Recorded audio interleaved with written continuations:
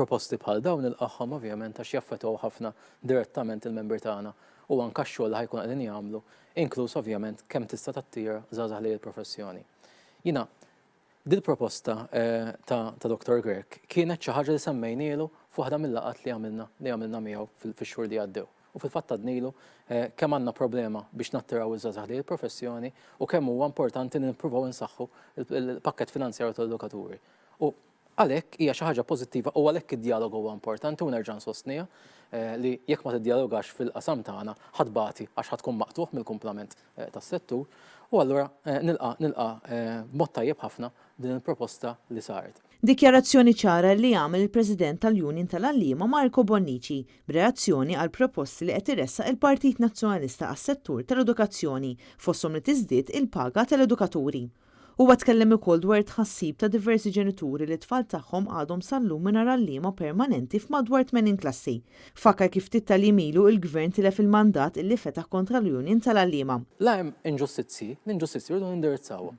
U s'issa l-Ministeru għadu ma ġiex magħna biex jindirizza daw l-inġustizzi. Għamilnilu ovvjament ċertu kondizzjonijiet li rridu naraw aħna dwar kif ħajġu indirizzati, aħna rridu li jkun hemm ġustizzja f'dan il-proċess, proċess li għandu jkun trasparenti u ċar biex ħadd ma jkollu l-ebda dubju għalfejn dik il-persuna intbatet u mhux il-persuna l-oħra, però s'issa l-Ministeru għadu m'għamilx dal-proċess. Bonnici qal li dan kien budget li nesa lill-edukaturi u lill-iskejjel. Budget ċod ħafna minn inizjattivi ġodda għal dan is-settur tant importanti għal pajjiżna.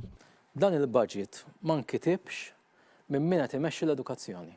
Li inti taqbad tirrepeti minn budget għal ieħor l-istess miżuri bħal kieku dawn huma miżuri li bdejthom issa, mhux il-każ. Marco Bonnici semma kif wara kważi 3 snin għadu ma ġiex implementat l-istatus professjonali ta' diversi Learning Support Educators u Kinder Support Educators. Fid-dawl dan kollu, il-President tal-MUT qed jitlob li ma jkunx hemm ebda media stand u ssir konsultazzjoni vera mal-Ministru tal-Edukazzjoni Ġustin Karwana.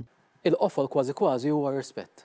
Jekk inti għandek Ministeru u ngħidha bir-responsabbiltà kollha li mhux qed jirrispetta l-edukaturi, ma tistax tistenna li ħajkollok edukaturi li huma kuntenti fil-post tax-xogħol, edukaturi li ħarsu l-qudiem lejn il-ġurnata tax-xogħol tagħhom u li jkomplu jagħtu servizz miegħek. Marja Franca Lanza, Annet News.